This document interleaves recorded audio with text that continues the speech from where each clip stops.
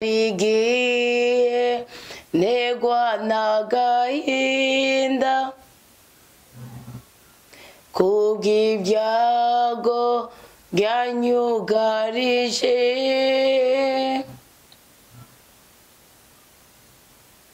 hari igihe negwa n'imibabaro kubw'amakuba ambuza amahoro, hari igihe negwa n'ubwoba kubw'ibyaha byuzuye umutima,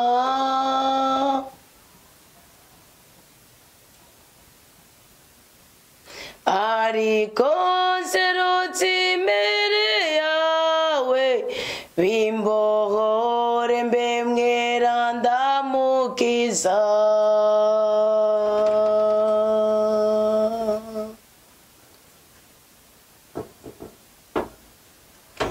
ariko nserutse imbere yawe bimbohore mbe mweranda mukiza,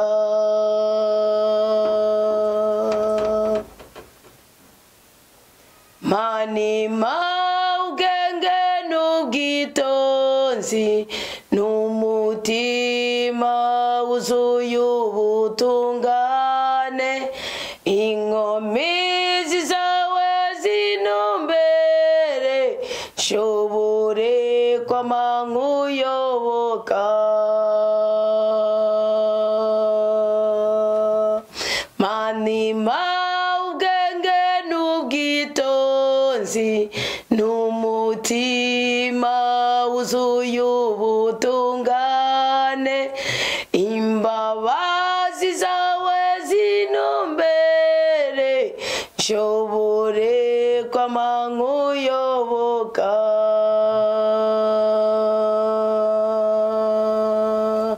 manima ubwenge n'ubwitonzi n'umutima wuzuye ubutungane, imbabazi zawe zinumbere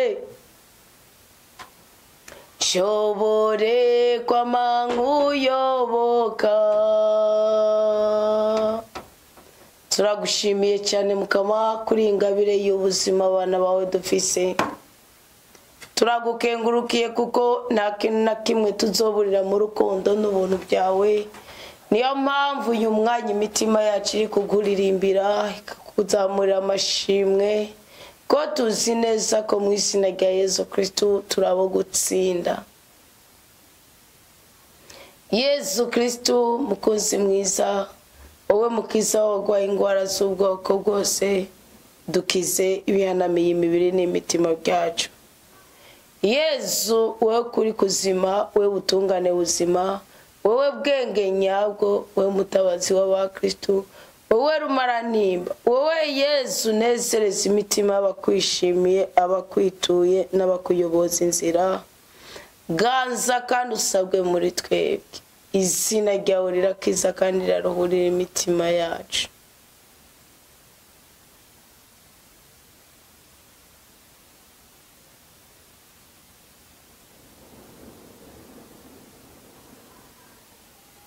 Ninahazwa cyane kubw'ubutungane bwawe, ninahazwa cyane kubwa mutima wa mweranda uduha akatwigisha ijambo ry'Imana, akadutabara mu makuba y'ubwoko bwose tukarenganurwa, kuko turi abana b'Imana. Mana mutima mwiranda, bana natwe muri umwanya mwiza, ibibazo tugendana mu mitima yacu bidusobanurire, indoto tuziturotorere, ibisigaye Mukama habwa icubahiro mu buzima bwacu bwa buri munsi. Amen. Tugire Kristo. Murameze neza, inema y'Imana ibe mu mitima yacu igwiriye rwose, urukundo rw'Imana rudutabare, rutuyobore, rutwuzuze n'ubutware bw'ubutatu bweranda Imana imwe rudende mu izina rya Yesu Kristo. Mbahaye ikaze rero muri uyu mwanya ugira kane w'ijambo ry'Imana kuri uyu munsi wa 209. ubundi iyo tugomba kwisuzuma neza kugira ngo twuzure n'Imana ni byiza ko dufatira ku ntahe z'abandi no ku bibazo by'abandi tugaheza tukihuza n'ubwami bw'ijuru tubifashijwemo na Mutima Mweranda. Ndaje kubabwira icyo bisigura ibibazo. Ari umukristo yanganiriye yari audio mugabo ngoma ndayibabwire mbaganire n'abantu mumerewe nk'uko. Yase n'uwunganiriza ashingiye ku ndoto namurotoreye. Burya hari ibirere byacu byiza, hari ubwoko bw'imigisha twatakaje kubera abantu binjiye mu marangamutima yacu. Kandi abo sabo twasambanye gusa, abo twasangiye umubano, abo twasangiye business, abo twasangiye ibicanke biriye. Iyo wana mu ndoto zawe akunda kugarukamwe umuntu umwe kandi hakabaho activity gikorwa akora ku buzima bwawe, cyangwa gikorwa akora kugira ngo akwemeze, uwo muntu ni byiza kumwibohoza ko nayo bamumoya kubyara, nayo bamumoya kubyara. Ikindi naca amazina mwitwa byiza ko mugihe ababyeyi banyu bakiyari mu babatsa ni kwereka abanyisiritsina. Uko hari gihe nk'umama wa ndabaye nka Karolero afise nk'umubabaro runaka, cyangwa ugasanga bamusabye nk'igitambo cy'umwana w'umukobwa, cyangwa ugasanga bamuhaye condition umwana wawe wa gatatu nabo umukobwa, umwana wa mbere nabo umukobwa. Ni kuvuga kuri wico gihe kibari ry'Imana shaka kwita izina rijanye n'ico kintu ugaca wisanga ibintu byose wama wibamwe mu buhamana mu buhamana mu buhamana. Kandi abaye ngo nka Karolero ugasanga ubu yigeze kubabaza mama wiwe, ugasanga ubu je naputse ndifura nka Karolero sibyo ndo mukobwa ngo babaza mama agaca mvuma umuvumo uzobyara ifura nawe gukonye. Haba hari umuvumo uri kuri wewe ku buryo bw'uko nubyara umukobwa azokubabaza, ureke azokubabaza. Ariko nimba ngo nubyara umukobwa ngo imfura nawe izokukonye, nuko nywa n'umuhungu azogira gute mbo azogusabye.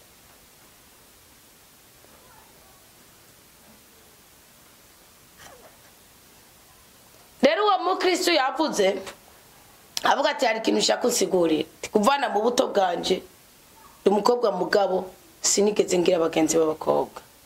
Ati n'uyu musaro uyu munsi nta ma service ishobora koroherwa kuronka iyo ndasebye abakobwa. Ati ni mpaka service, ati kandi umuhungu ndamwituye aramfasha. Tapani by'ubusambanyi no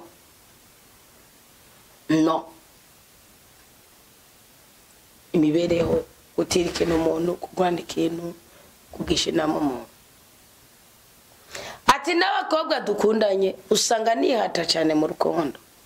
Ati kandi n'abakobwa dukundanye usanga mwisho nk'umuntu ari nkundanye n'umwe hakaza munda akaza nk'umugenzi wa gatatu basigana ari babiri nkasikara ndongo asikara mukangana tete. Ati kandi umukobwa w'umugenzi wanje angirira ishari ku buryo niyo ninjiye mu rukundo apara vuga wangirira ishari anandukanye n'umukunzi wanje hama nabo bakundane no anandukanye n'umukunzi wanje gusa yumve ko anandukanije nawe. Ati ibyo kuri wewe bihagije. Ati none ibyo bintu nicangiro niki kubwanyu mwumva ari iki? Si cangiro no, ahubwo uwo mukristo gihe cyose uzobona ukimbere yuko utandukana na mugenzi wawe, imbere kumenya ko mugenzi wawe ari umuganzi, banza wisuzume ku bwawe ruhande. Nusanga ugira ngo umugenzi wawe birakunaniza ukihangana, gusaba imbaraga nyinshi uzomenye ko atari umugenzi, urihambira. Nusanga uko kwitaye ariko nawe umwitaho ari magiriranire, ubwo n'ubugenzi. Nusanga witwararika abantu kubakunda mugabo bikarangira muvanye nabi baguhonze bagukwevye, uzomenye ko mugabo wisuzuma basanga mu mutima wawe nakosa naco wiyagiriza nabujyayo, uzomenye ko umuntu afise ubutunzi bw'Imana muri we. Izo bisigura ko abo bantu mwahuye mu buzima bwawe atari Imana yasitse imbere yawe, uzoce witekana.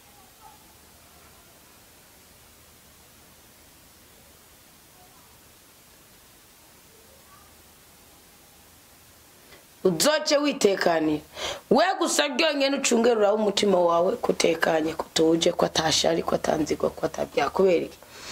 iyo ufise ubutunzi bw'Imana muri wewe abantu benshi ugenda ubananitse, abantu benshi ugenda ubabereka itsitaza, niko biri yivuga.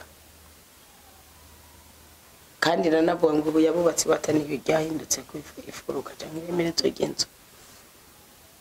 Ubwo butunzi bw'Imana ubufise biba bisaba ko buzomenyo n'umuntu nawe afise ubutunzi bw'Imana cyangwa akeneye ubutunzi bw'Imana. Iyo rero uciye uhura n'udakeneye ubutunzi bw'Imana,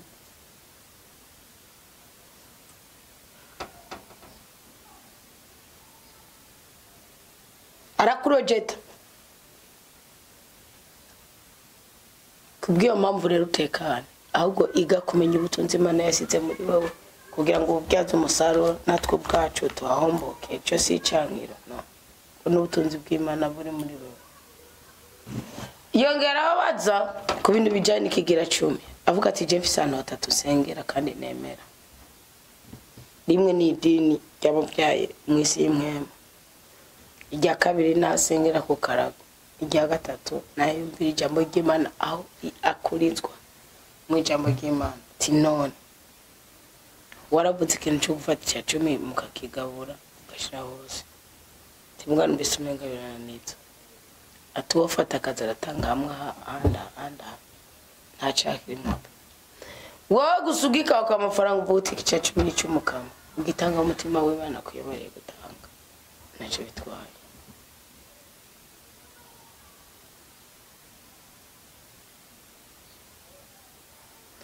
We gusa wumve kuko Tobito ngo aragitandukanya akajana hariya mbwa gusa wibyapana n'ubwoko bw'ibintu yajeje cyangwa agomba gushikanako nako sariri.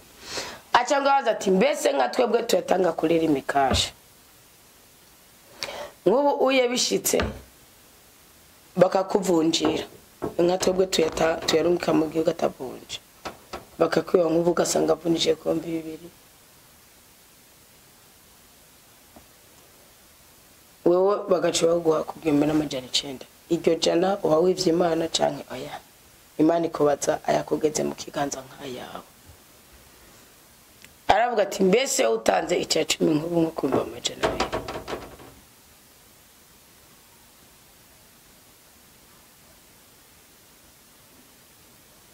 Atajya bakata kuri imikashi ni maku yarenze ko utarengeje ko wawibye oya. Ujya n'umwanzuro mige ko zamurabana n'Imana rutumshasha rye ushobora kuvuga uti Imana reka ndaguha ibikwizo ukoze mugabo pe ajya bakata uko ni bufisi 100 ukora mu 10 ajya bakata rero yaba ushobora kuyeba Imana ikayaheba ajya nacatwaye kandi umugisha wawe bawuzuye ni ushobora gutaya Imana reka ngorengereze kutora yakwe.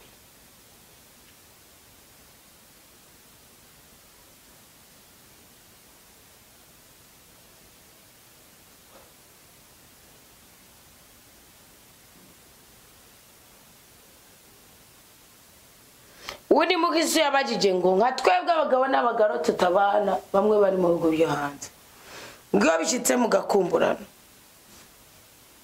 umugaheza mukaja ku telefone mukerekana ubwambure bwanye ngo mucumuri bashiga icumuro kibi no gufata igicu cy'imyuka mibi cy'amashetani kikaba hejuru yanyu. Ubona genda bwiye ko umugabo n'umugore ari byo mu mubiri kwabirana n'ibyo mu mubiri nimuze mureborwa n'umubiri kuko n'uburi ntacu ufashije umubiri wawe ketse ubugwayi uburiko uradevelopa. Aravuga ati hariho rero ubujambo nabwo bw'urukundo usanga nyine mugabo uca bukwega umubiri bugirana none kumaze kumenya ko bukwega umubiri umugore akaba atari hafi ngo mwabire umugabo ntari hafi ngo kwabire ubikorera iki mamubuze imigambi muvuga mamuzi bya bintu by'ibishobisho gusimana brem kiretse umwana w'umuntu Imana nimubaze ngo irabibahanira no mugabo naho mushobora no kugirana gutangazwa n'amakuba muhuye nayo kubera byo. Mige kuba abagabo guhamya ukuri ku ijambo ry'Imana apana kuba bandaritsa.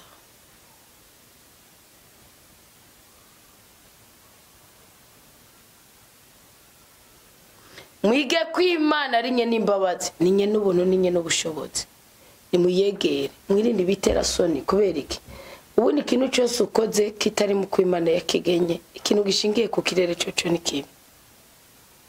Nimuke jushura kuzubona satellite yasohoye ifoto y'umugore cyawe ni munakayisohoza iriga buryo ubundi abondabonwa n'ubona muri mu cyumba ko muba muri abantu babiri imibiri yanyu ibiri hamwe kuko yaciye avuga umuntu ngo kandi ngo n'ubundi mwere bamwereka ibyo mwaramwerekana waye ngo n'ubweruzi ko nukuvuga ngo urumva ngo nta kundi turi bubwire nta kundi iyo ntibaho ku mwana w'umuntu uri gupagasa genda upagase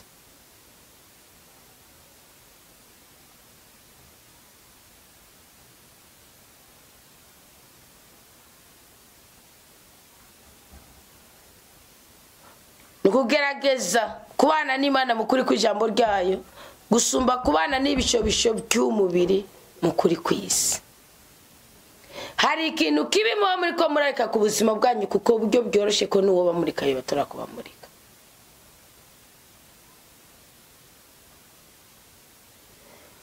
Iyumvira wawe uri kuteza isoni umugore wawe. Oya, cyo ni kibi gose. Mwe nk'ubu amagara y'umugabo muratisha rico.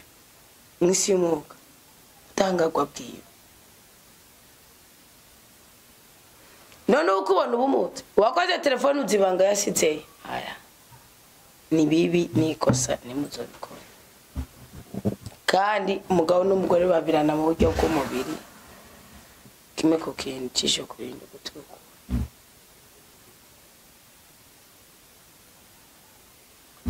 Nako babirana ko muntu. None rero twese twirinde iyo mivumo, twirinde iyo myambiro mibi kuko igihe kigeze Imana izoduha umugisha izodutabara. Kandi igihe kigeze Imana izobahoza. Mugabe ico kirere muri ko mubaka Kristo kigeze ciwaka ku buzima bwe warigetse Imana imitsi iraturika. Ko niko namwe mushobora gutakaza ubugingo kubera iryo kosa. Imana iduhezagire, Imana iduhe umugisha, Imana iturinde kubabara kandi twagura imbibe muri byose na hose. Mwarahezagiwe. Amen.